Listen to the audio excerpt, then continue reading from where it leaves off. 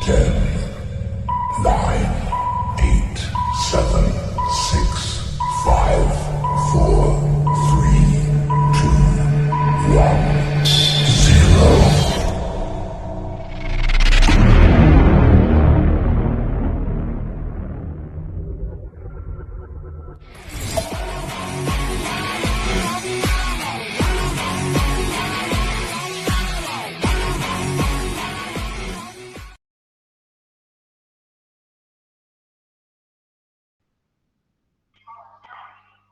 Assalamualaikum warahmatullahi wabarakatuh. Waalaikumsalam warahmatullahi wabarakatuh. Sehat semua anak-anakku? Baik. Ini berangkat semua ya? Sehat. Oh, ada tiga ini yang sudah berangkat. Moga-moga bisa sehat semua. Kan anak-anakku semuanya, untuk kelancaran pada pelajaran pagi ini, coba untuk berdoa sebelum pelajaran, semoga mendapatkan kebaikan dari kegiatan pada siang hari ini. Untuk itu mohon untuk Mas Maulana Ghazali, coba berdoa mulai selesai. Terima kasih Mas Maulana. Ya, sama-sama. Pada pagi hari ini Bapak akan menjelaskan tentang mengevaluasi kerja baterai. Maksudnya pada pelajaran hari ini kita akan mempelajari bagaimana memeriksa baterai sampai dengan mengevaluasinya. Kita tahu baterai itu masih bisa dipakai atau tidak. Kita evaluasi, kita kesimpulkan, oh ini baterai tidak bisa dipakai. Karena datanya ini sudah melalui proses pemeriksaan.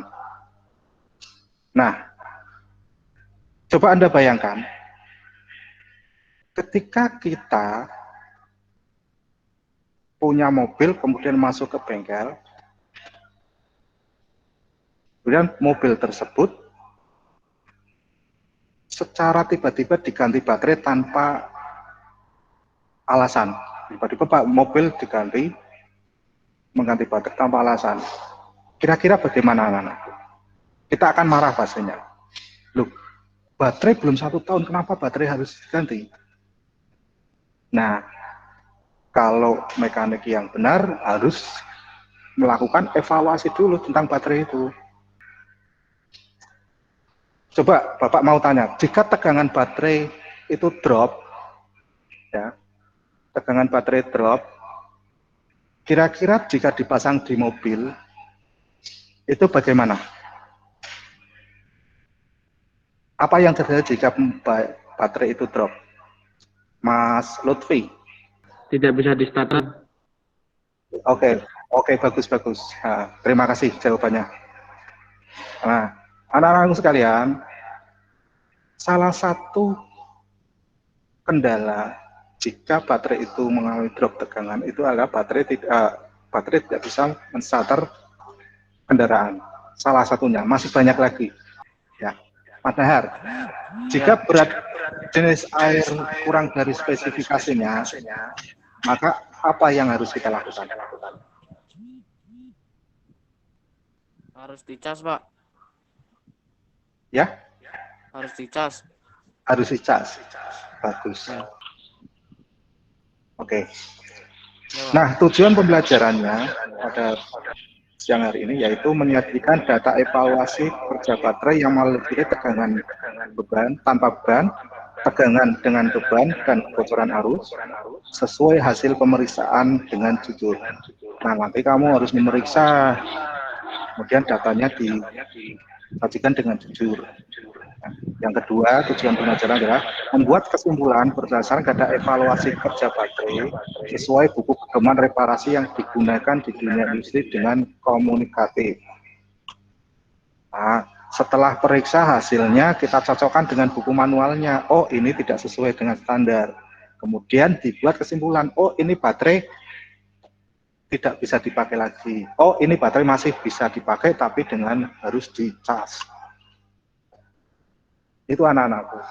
Jika kalian menguasai kompetensi ini sangat berpeluang sekali dalam bengkel. Kalian bisa membuka usaha, ya. Itu kalau yang mau berwirausaha. Tapi jika kalau mau bekerja di industri, kamu bisa ditempatkan di sebuah tempat untuk quality control. Jadi baterai yang sudah jadi, kamu cek kualitasnya. Itu bagian akhir. Itu sudah sangat bagus sekali jika kamu bisa menguasai mengevaluasi kerja baterai. Ya. Jadi sebelum dilempar ke pasaran, baterai harus dievaluasi. Paham ya anak-anakku semua?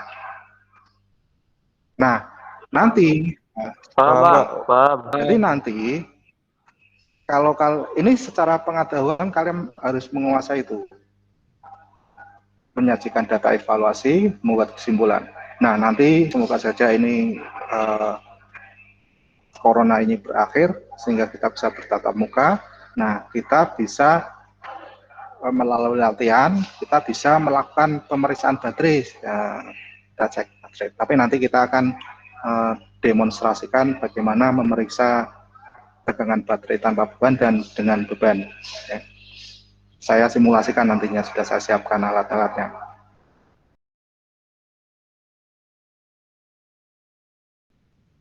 Nah, materi sebelumnya kita sudah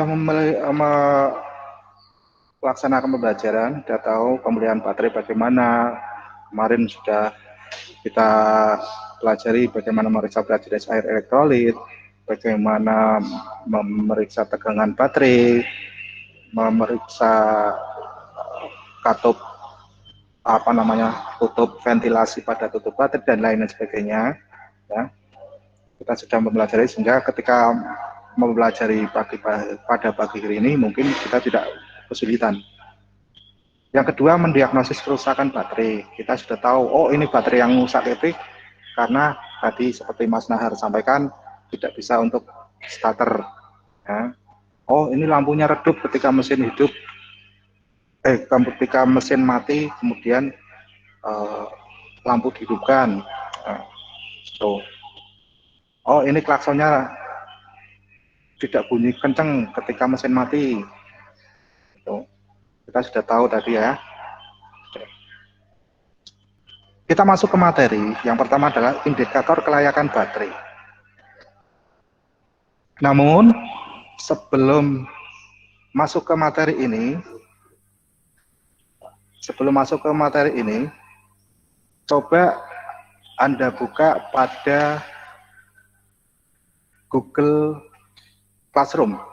Di situ ada diskusi kelompok.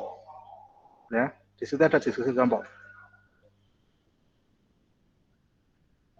Bapak kasih waktu 5 menit untuk Anda mengisi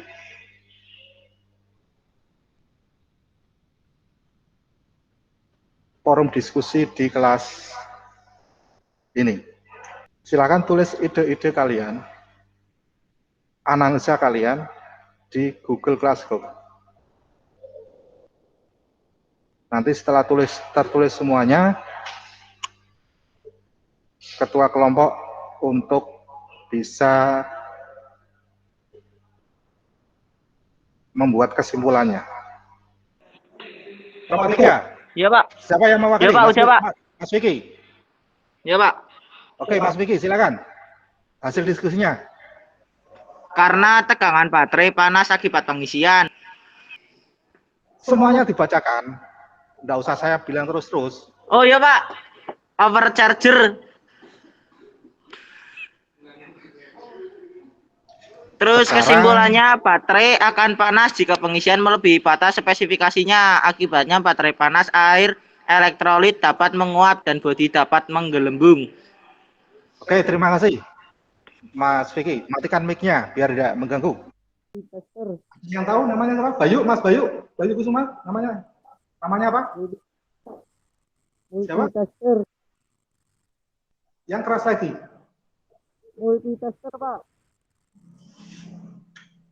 Multitester. Ya, siapa tadi itu? Mas Andri ya? Coba Bapak pengen wajahnya, siap. Mas Andri coba kameranya dihidupkan. Apa, Pak? Ya, saya ingin lihat wajah kamu. Namanya apa, Mas? Multitester, Pak. Bagus, terima kasih.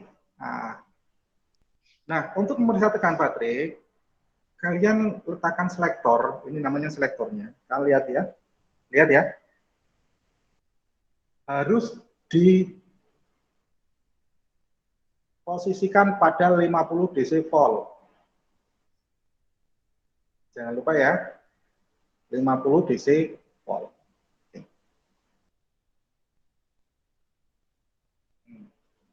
Nah, di sini terbaca 12 volt. Ya. 12 volt. Sehingga baterai ini masih bisa masih bagus. Yang selanjutnya adalah drop. Pemeriksaan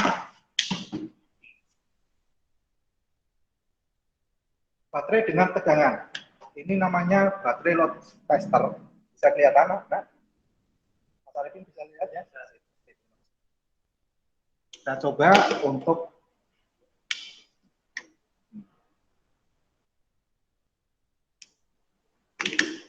kita kasih beban 200. Nah, ternyata masih 12 volt. Berarti baterai ini bisa dipakai, tapi tidak boleh lama-lama. Ini 15 detik. Kesimpulan pada pertemuan kali ini, jika baterai dengan beban dan tanpa beban, tegangannya kurang dari spesifikasinya, untuk misalkan pada tegangan tanpa beban kurang dari spesifikasi, maka harus dicas, diperiksa berat jenisnya. Tapi setelah dicas kemudian tidak sampai mencapai 12 volt, maka baterai harus diganti. Kemungkinan adalah terjadi kerusakan pada sel baterainya. Kemudian yang kedua, jika baterai diberi beban kurang dari 9,6 volt, kemudian dicas lagi juga masih sama, tidak bisa mencapai 12 volt, maka kemudian juga sel lagi yang rusak. Kalau sel rusak sudah tidak bisa diperbaiki lagi. Ya. Tentang mengevaluasi kerja baterai. Jadi kalau kalian nantinya di pabrik ataupun di bengkel mau mengganti baterai, ada alasannya kenapa harus diganti.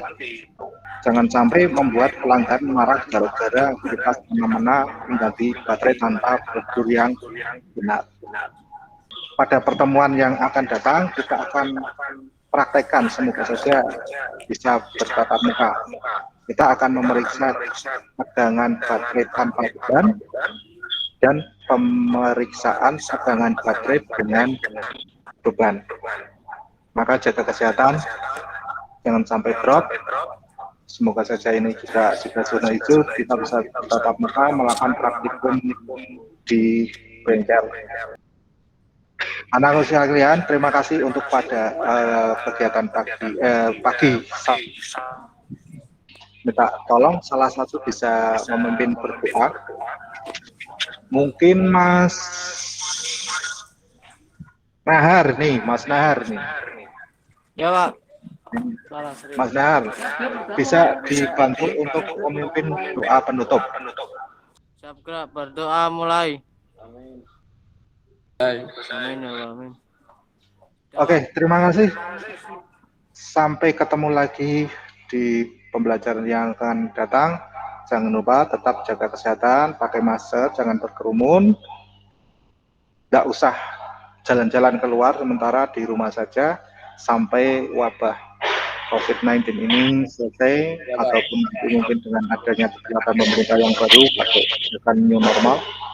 Terima kasih. Assalamualaikum warahmatullahi wabarakatuh. Waalaikumsalam. Waalaikumsalam warahmatullahi wabarakatuh.